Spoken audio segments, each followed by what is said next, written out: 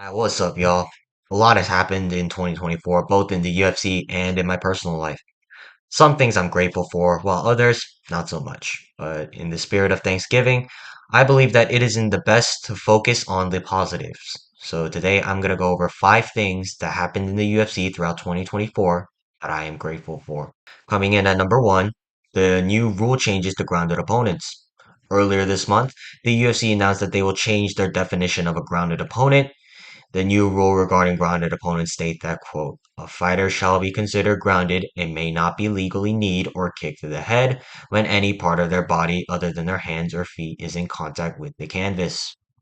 I am really grateful for the UFC for adding in the hands part because in the past, we've had fighters who would just post their arm up in order to avoid knees or kicks to the face. A prime example of this would be Arnold Allen versus Mavzor Evloev when Evloev posted his arm onto the canvas as a defense against Allen's barrage of knees late in the third round. And you can even see Allen kind of lift Evloev's upper body off the canvas before kneeing him in the face every time. But rather than blocking the knee, Evloev chose to eat the full brunt of the knee and then have his hand posted onto the mat so that Mark Goddard would step in. I was so pissed off when I saw that because I thought Arnold Allen was on his way to a finish right there. This change in the rules isn't perfect, but it's a step in the right direction. Overall, I am grateful that the UFC changed the definition of a grounded opponent as of UFC Edmonton. On to the next one. I am grateful that Dominic Reyes was able to beat Dustin Jacoby with relative ease. Nothing against Jacoby, but it felt really good to see Reyes on the win column, man. After Reyes got robbed by the judges when he fought John Jones, Reyes lost his next 3 fights all by brutal KO. From beating who many considered the GOAT at the time to fighting for his job 4 fights later. But at UFC Louisville, Reyes came out on top against someone everyone thought was going to flatline him. So for that, I am grateful that Dominic Reyes was able to win with relative ease. This next one here is just for the memes. We got to witness the great Shamil the Blob Gaziev in a 5 round fight. I never imagined a UFC fight could end due to one fighter nearly dying of cardiac arrest, but this is the state of the heavyweight division in 2024. The heavyweight division may be awful, but watching Shamil Gaziev trudge around the canvas, mouth breathing like he's Darth Vader, while having the Eric Cartman physique and capability of fighting was priceless.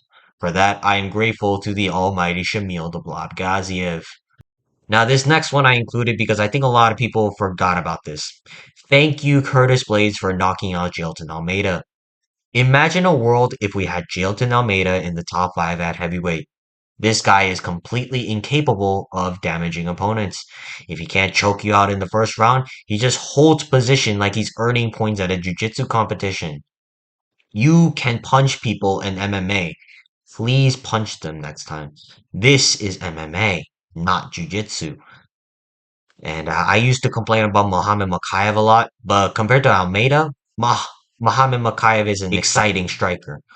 On this night, Curtis Blades made the heavyweight division great again, and for that, we are grateful to Curtis Blades. Finally, we have Peter Yan staying undefeated in 2024.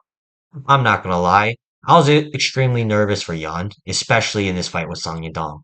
Not necessarily because I thought Song Yadong was better, but because Yan has been coming off injuries on top of that demoralizing loss to Marab. It was kind of close. And at moments you could see Jan's PTSD of Marab failing 50 takedowns trigger because every time Song Yadong would level change, Jan would immediately prepare for a takedown. And now that he's coming off a dominant performance over Figgy, I feel confident that Jan is still in contention as long as Marab isn't the champion. For that, I am grateful that Peter Yan is undefeated in 2024. Okay, this is where I'm going to stop recording. Make sure to like and subscribe. Also, please drop a comment below about any other moments that I missed that I should be grateful for. Happy Thanksgiving to everyone watching this video. Peace.